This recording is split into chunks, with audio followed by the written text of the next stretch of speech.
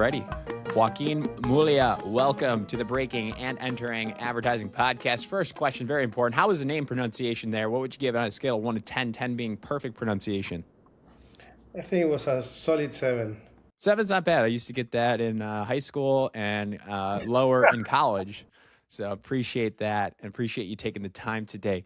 Tell the folks, the kind people listening, who you are, what's your role, and where do you work, sir?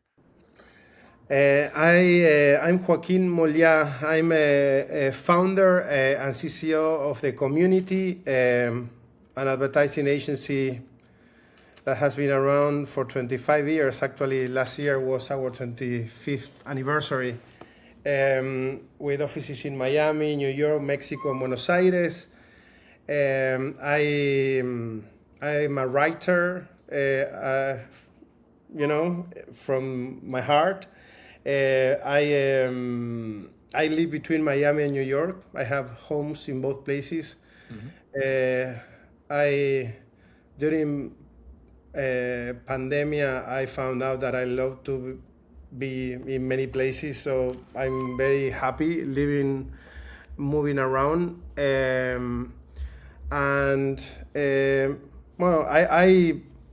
What I feel is that I'm a therapist for brands. Mm-hmm. That's my feeling. I like that. I'm a creative at heart, but I think the years have made me a brand strategist in a way. Yeah, you have to be, right? If you're starting your own agency, and really to be good in art direction, copywriting, and to accelerate your career, you have to learn strategy. You have to learn account management. And you've been doing this. You've been a founder for 25 years. Of course, you now have to adapt and be able to recognize and do probably all the tasks within an agency at some level. So I want to know, let's just take a step back here. This episode, we will learn about you, the agency, how you broke into the business, right? So I'm very curious, what is the community all about today? 25 years into business, what makes your agency different from the 500 other episodes that I've interviewed people on? What do you guys exist for? What's your secret sauce? I think this is an interesting time because we are reflecting a lot of the last 25 and the next 25, and we're in this middle, which is very interesting because I think I've been giving a lot of thought to what you just asked. I feel like at the beginning, I'm gonna be honest, I was really close to quit advertising. I was working at the BBDO. I wasn't having fun. And in a therapy session, I told my therapist that I wanted to quit advertising. And she had this amazing reply. She asked me, do you want to quit advertising or you want to quit the way you are doing advertising? Because advertising is kind of in my family tree. My grandfather had an agency, one of the biggest in Argentina. My father had an agency. We opened an agency. So before opening the agency, I said, well, I actually love advertising, but I hate the way I'm doing advertising. And she said, well, maybe you should open a place to do advertising the way you think it should be done. And I promise you, that was a therapy session. I was 30. And I was like, oh, that might be a great idea. Wait, how old were you when you had that conversation? 30. Oh, wow. Okay. So and young 30, yeah. And then that started the community. I opened the agency to do advertising the way I thought it should be done. Obviously, 25 years later, I'm proud mostly that we are still around. Yeah, hey, I get that as a founder myself. It's like, let's just keep this thing running like as best as we can. What what was the thing that, BBDO, large agency, people should know it by now that are listening here. Great agency today. It's a historic agency. It's large, and it just got a lot larger with a recent merger, right? So it's even bigger now. And we've seen some amazing figures and folks leave that shop, create their own shops out there. You are one of those people. You're in that alumni network here. But what was it that you set off to create your own business, your own agency? What were the core principles that you're like, this is how we're going to do it? I mean, the first big thought was life doesn't stop at 9 a.m. and comes back at 6 p.m. Like work is life. So I need to create a place where there's more culture, there's more humanity, where, I don't know, I feel like, and again, it depends on the office and the places. I was running all Latam at that time. I think in a way, for me, it became too much like a factory and too much like a standard process, And I mean, at that time, agencies were doing media, so you were forced to do the media that was better for numbers. There was I felt like the center of gravity of what I like to do was moved, Mm-hmm. So in a way, we started at that time, 25 years ago, we decided not to do media so we could be a good advisor, external advisor. We just started to sell ideas, which is gonna sound weird to you, but at that time, everybody was doing the media and giving the ideas for free because they have the media. So it was very disruptive to be there and said, no, we sell ideas and you pay for ideas and strategies. So it took us a while, but at the end, in a way, the whole industry moved there, Yeah. If anything, I'm proud that we founded a place called The Community. If you understand the impact of how communities and the work community and the community managers and the community online and everything move in that direction, and in a way move to the core of what we do, that is selling ideas. So it was time has proved that it was a good vision, Yeah. But I don't know, I felt like I wanted to sit down in front of a client and really wanted to be, how do you say, like able to say whatever I thought was better, regardless of, money or, I don't know. I feel like I'm going back to the idea of therapist, like, I felt that since I opened the community, I can say and do and be whoever I want to be, and whoever I feel that is the client needs me to be in terms of helping them. Yeah. And it's a freedom that I started to lose in a way. Right. No, this makes sense to me then. So you set out for this new philosophy. You called it the community. What were those big moments within starting the company, securing big clients? Like, what were those tentpole moments early on, those big wins that you remember? You're like, oh my goodness, if we didn't have that, we might not be here today. Let's go back in the memory bank there. Everything happens for a reason, right? I think I started to feel that I hit a chord when I started finding a lot of talented people that wanted to follow me first, like you have an idea, you share the idea, all of a sudden I started to hire people, and it was super talented people, and being on the everyday, for me, I will tell you something, the everyday is the key. The everyday is the pattern. When you feel it in the everyday, then it's going to happen, So when I started to surround myself with these people, and I started to feel like what was happening on the everyday was exciting and interesting, and we were getting to good things, I was like, oh, we're on to something. Then, I don't know, obviously I have good relationships with brands I work at BBDO. Some of them, the clients started to call me after, obviously all the legal periods and everything. Yeah. And I Good think, relationships, right? You stay close with people, of course. yeah, I mean, one of the biggest clients talked to BBDO and said, now that Joaquin is gone, why should I stay? So I have I was there for 8 years. So it was, a good run. It's funny because I haven't been in many agencies. I've been at BBDO and at the community on my So, whole yeah. career. So yeah, let me do some math here. You were 30 when you started the community. You were there for 8 years. So you started at BBDO when you were 22. If I think I've done my math correctly, which we'll get into later in the episode how you broke in. Don't you worry, everybody listening.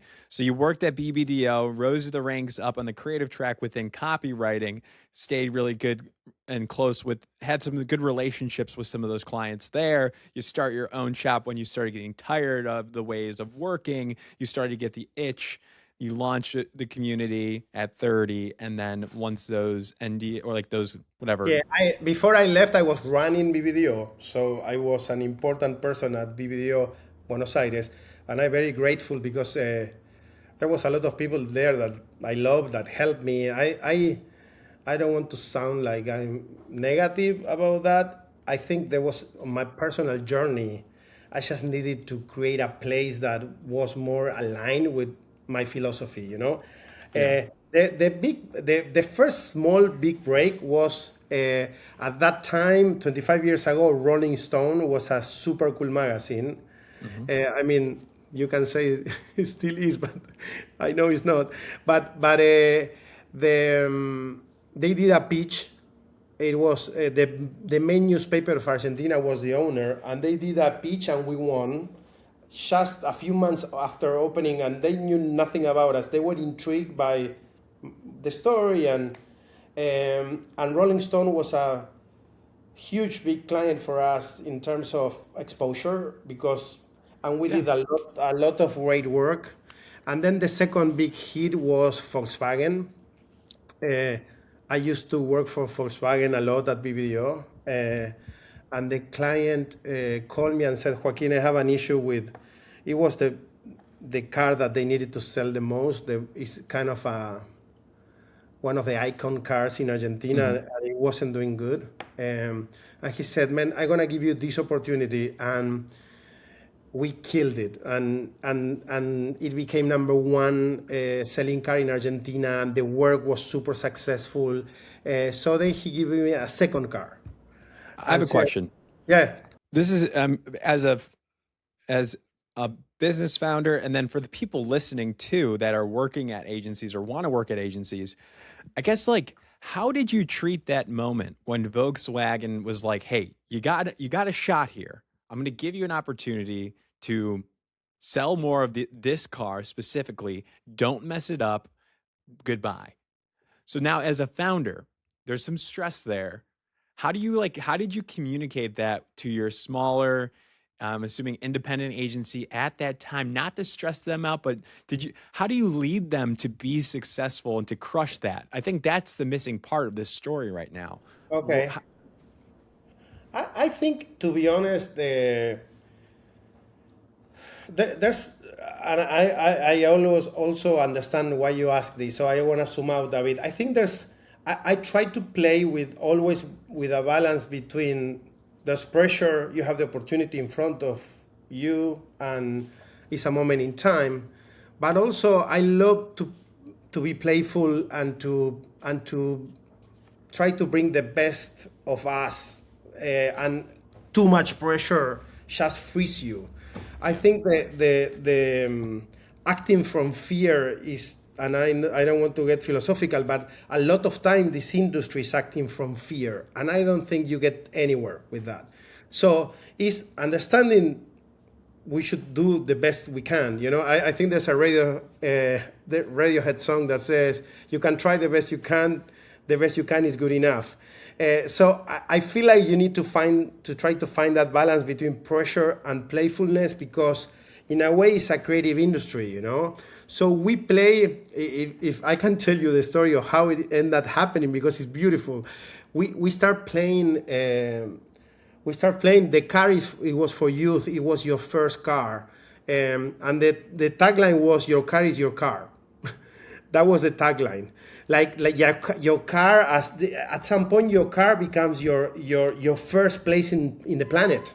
When you are 18, 19, and you buy your first car, you may in Argentina you may still live with your parents. So your car is your car, and we make a whole thing about your car. And the whole campaign was, when you go back from a night out, from a disco, and you are the owner of the car and you drive your friends, all of a sudden you stop in the first friend's car and you stay talking inside the car for maybe 3 hours, and the car becomes a bit of a living room because that's your place. So we did, I feel like 15 different spots of those dialogues. I love that. I love And that. and it exploded. It exploded because it connected with and people would share, and there were very funny dialogues. Obviously, imagine 5 17-year-old kids in a they were talking about, let's say, Arnold Schwarzenegger. How do you pronounce Schwarzenegger? I don't know, like Schwarzenegger. Where is Schwarzenegger from? Like, so there will be all these dialogues, and Your Car is Your Car was a platform. We did so much work with that platform for many years. But again, it came out of a super simple insight. Hmm. And I don't know, I think we capture the essence of that car in a way. Yeah, you did. You did. And I'm sure that led to more opportunities along, like from there. When you do good work, it'll get more good work sent your way. So that's I mean, incredible that to was hear. exactly the numbers went crazy. I want to say that, Gino, because I think I love the industry. I think it's an art form, but it's also part of capitalism in a way, So you need to deliver numbers. If the work doesn't work, there's nothing you can do. It can be more creative, less creative, but the at some point you're gonna be judged by results. We will be judged by the numbers of cars selling that week, and I think we always need to keep that in mind. I believe less in this idea of the industry that is, or you sell or you build or you.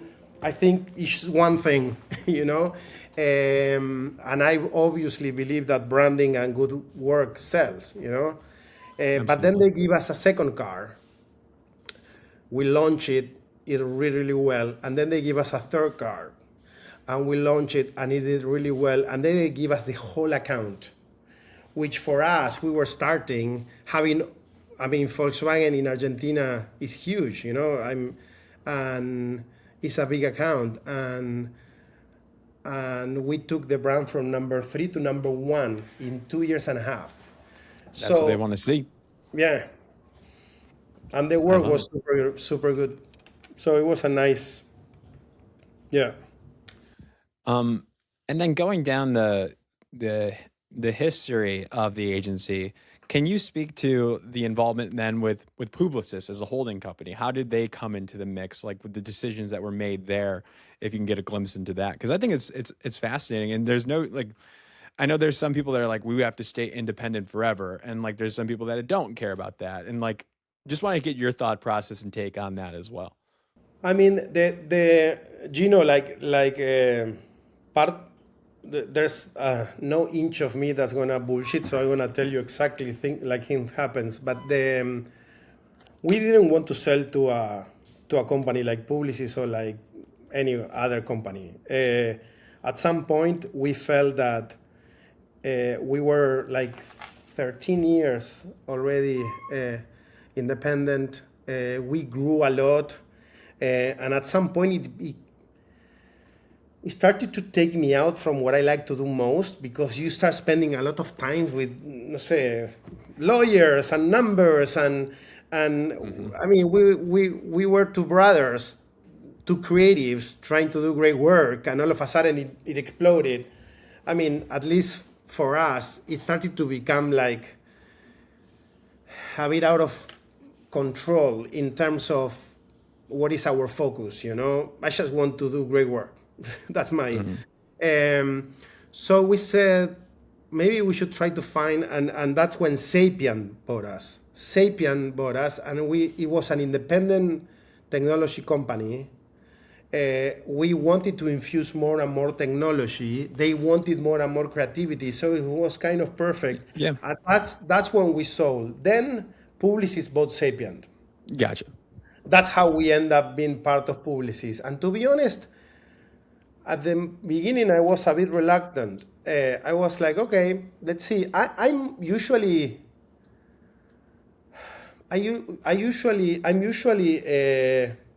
get the benefit of the doubt to everything. Okay, so I said, okay, let's see. This happened for a reason, and in a way, I always have this idea that for some reason that I don't understand, a lot of these companies buy other companies, and instead of keeping those companies the way they are, they transform them. And my point to Publicis was like, we should be one proof that you can have an independent agency and keep it as it is. We should be that proof, because that's why you like us, I mean, yeah. we got in the mix with Sapien, but they like our work, they like our brand, they like what we were doing. So to be honest, I said, I'm gonna meet Artur and see what I do. I mean, on contract, I could have stayed 3 years and leave. And I went to this one meeting with Artur where I met him for the first time. We have a very long talk, and I left the room and I said, I want to stay. I like this guy. He's a passionate guy. He likes ideas. He loves clients. He understands that part of our magic is being independent. And to be honest, time has proved that it's kind of, we still feel like an independent place, and we have a lot of tools and assets and access that we would have never had without being part of them. And we are able to run bigger accounts now that we wouldn't have been able to run without that support. So I'm happy. That's why I'm staying. And I mean, I always said that the best proof that is working is that I'm still here, because I am a nightmare if I'm not happy. Like I really have to enjoy my days. And let's say at the end it worked, and I'm happy. We didn't choose it, but I'm happy it happened the way it is, and I'm happy I was open to see how it is, how it deploys. Yeah. No, thank you for sharing. Well done. I think that's important for people here. This is the place to be. I'll tell you what, there. Yeah, oh I'm so happy that I'm on this side of the story. Oh yeah, it is working out for that holding company. That is for sure. If anybody that follows our whiteboard news, they'll see it quite a bit on there. But wonderful. So at the end of the day, how do you break into this business? I understood that your grandfather, your father, they were in the business here. How did you break into the business? And then how can people break in today? AI, consolidation with holding companies. People are unsure on how to get their first job here. What are we going to tell them? Should they go to a different industry? Should they go into consulting? What should they do? I mean, I will say, don't get into a different industry.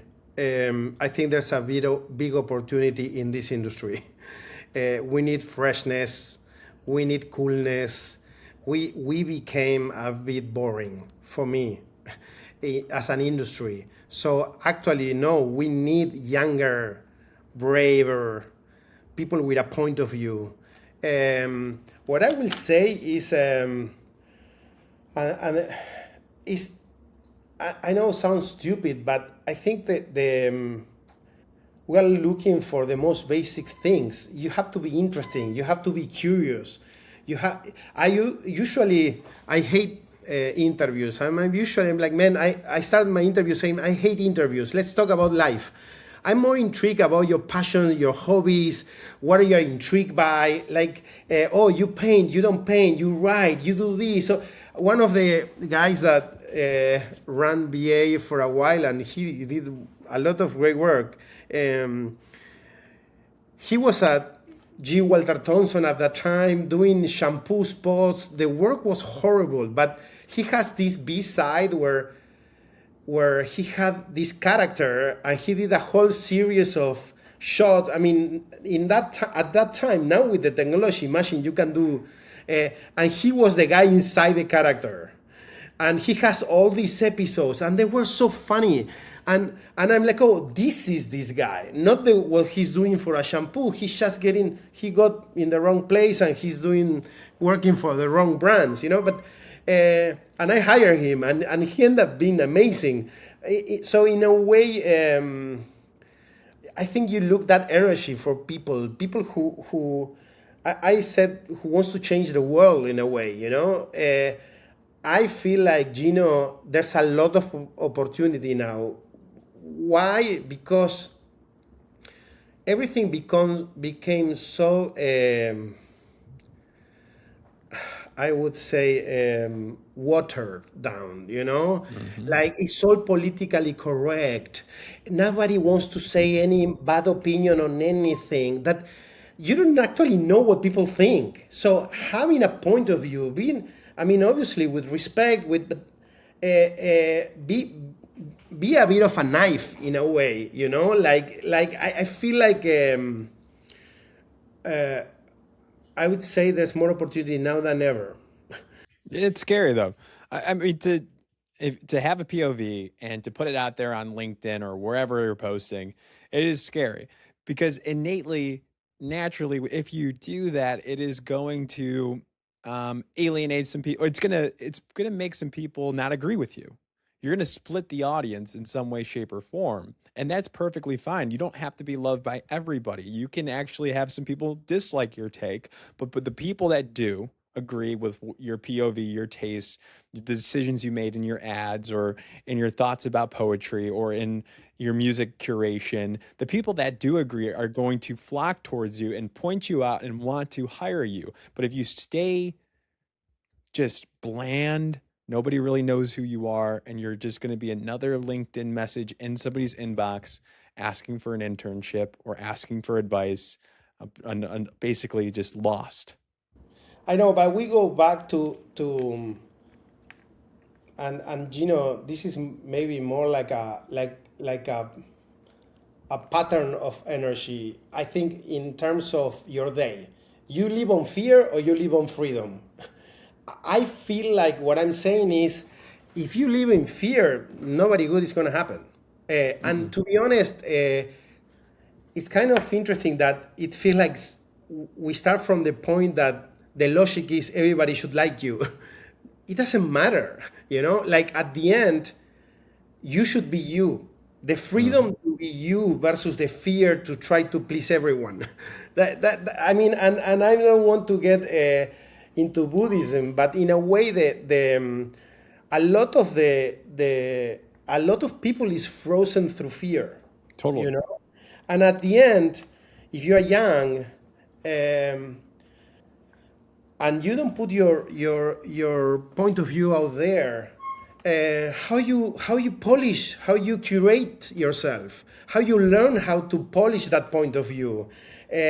So in a way, it's the only way, and then Yeah. you're gonna develop a thicker skin in a way.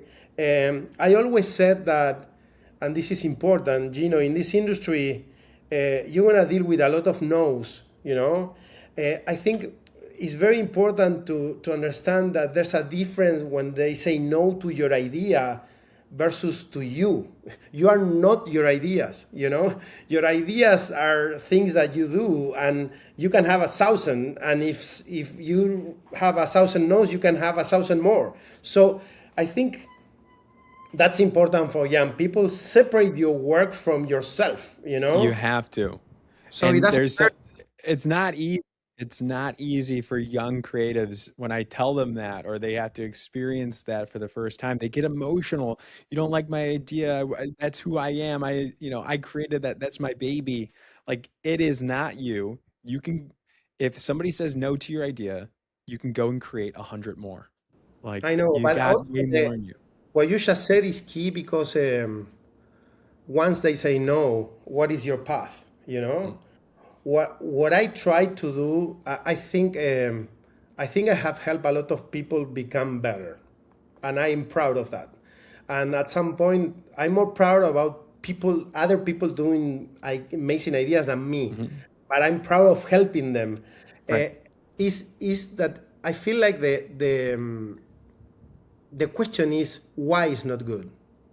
I want to learn. Yeah. Explain me. So I take the time to explain. It's not good because of this and that. Because that's when I give, that's when I prove to the other person that is working with me that I trust they can do great. But I take the time to explain. If because I want people to develop their own criteria. If they don't know why, and I have when I was beginning, my path was a bit tough, and we can talk a bit about that. But I didn't have a great creative director. I didn't. So I was seeing people from my age working with other good creative directors, and I didn't have a good creative director in the place I was working. Um, but but what I did, you're gonna laugh. I choose 6 people from around the world that I like their work. One is funny because out of the 6, I met 5. David Abbott, Dan Wyden. There was people that I admire, and I started seeing and reading everything. So I said, okay, I don't have somebody in my office, but I'm gonna create my own creative directors, and I Hmm. follow these guys for 5 years and see everything they were doing, and I started learning from them without being working with them. Then it was funny because I was able to tell the story to them in person, which was very cute. Um, Shamie Barrett was at Wyden. There were like David Abbott that I met, and he passed away unfortunately. Dan Wyden I met. And in a way they were my mentors. They were my creative directors. But in it's kind of I mean, I found a way to solve it, to You, solve where I was stuck, you know. And then my parameter, I started doing work at that place. I was lucky because at that time it was the biggest newspaper in Argentina. So some people start seeing my work and then they call me from BBDO, and that's how I got my job. Um, but in a way, there's so more many ways where you can show your create stuff, find ways to connect with people online. If anything, it's a bit of which Gino is might be the biggest point is that attitude, and then you find it. You can find. You're gonna find a way. There's so many ways now, but I feel like again we go to AI. You know, now I feel like there's a challenge with AI for sure, and I think the challenge is more like if somebody loses your job, what are gonna be the jobs that those people are gonna have? But in terms of creative and in terms of what we're talking right now, I feel like in a way is pushing us to be better. Like all the average stuff is gonna be done by AI. Okay, so now we have to be more interesting, more unexpected, more creative, more human. No say I took it like a mission. Let's say I was the other day this big brand launched a whole new design and it was all done by hand by a yep. and I was like, well, that's perfect because in a way we're gonna start maybe going back to value those things that are so We key. already we already Yeah, have. It already has. Anytime there's something handmade, it's like the handmade, human made is the luxury now. And now people are going to be able to charge a premium for that. And those that are really good with their craft will get paid more, and they'll get more opportunities from those brands that care and want to invest in that luxury item. We are now in that. Anytime that we see something as handmade, as a journalist perspective, we're not technically journalists, but we cover this industry. It's like, oh, that's interesting right now. Like, oh, this is handmade. Or Apple uses actual glass within their new logo. That's interesting. They had actual people Yeah, put it up there. and when they produce it, it actually did the seven colors real. I Right. don't know, even podcast. Why podcasts like, oh, why podcasts are being successful?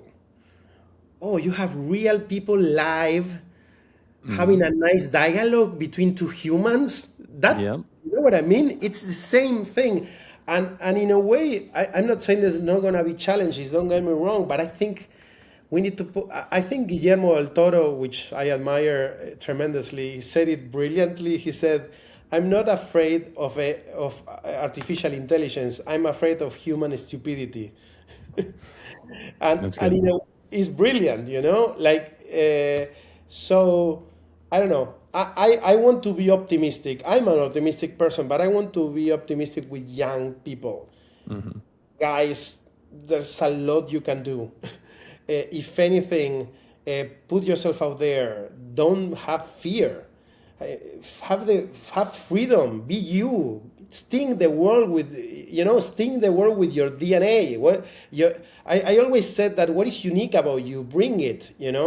I I I always feel like there's the theory that you need to fit in. Don't fit in. Hmm. like we actually need people who.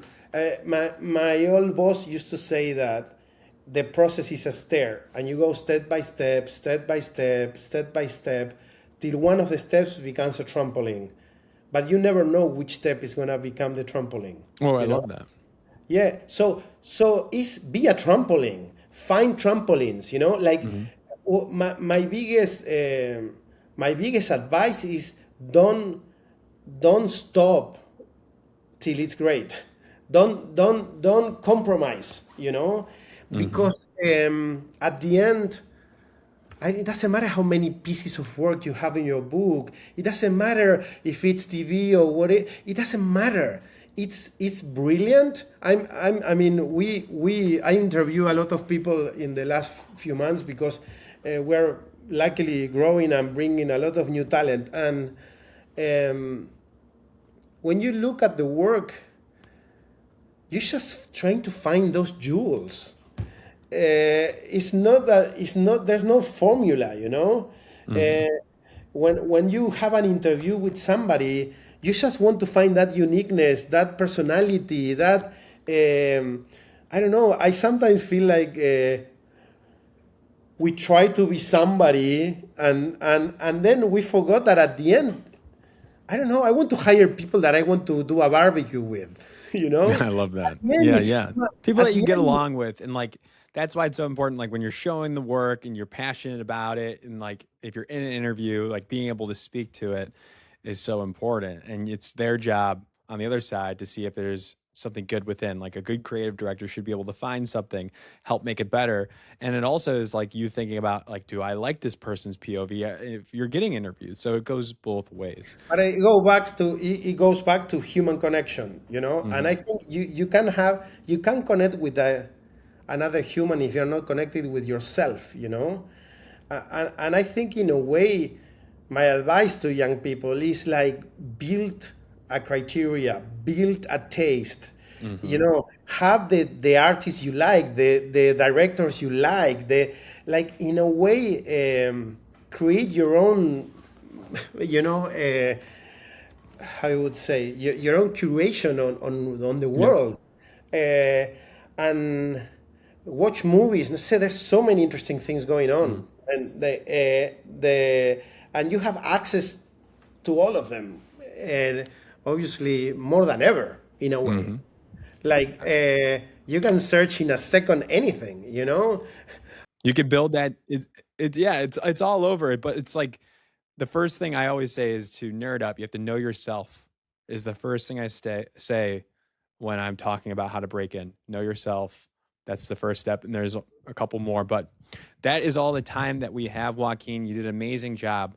I'm curious now, because I know we can't talk forever, but I would like to. How can people reach out to you if they have questions, if they want to work for your company, or clients, if they're listening to this, they want to reach out to you? What's the best way? I mean, cara. I think that no, the obviously the agency has an Instagram and a website, and there's names and numbers there to contact. I think in a way, if it's about the portfolios, you can submit your portfolio there.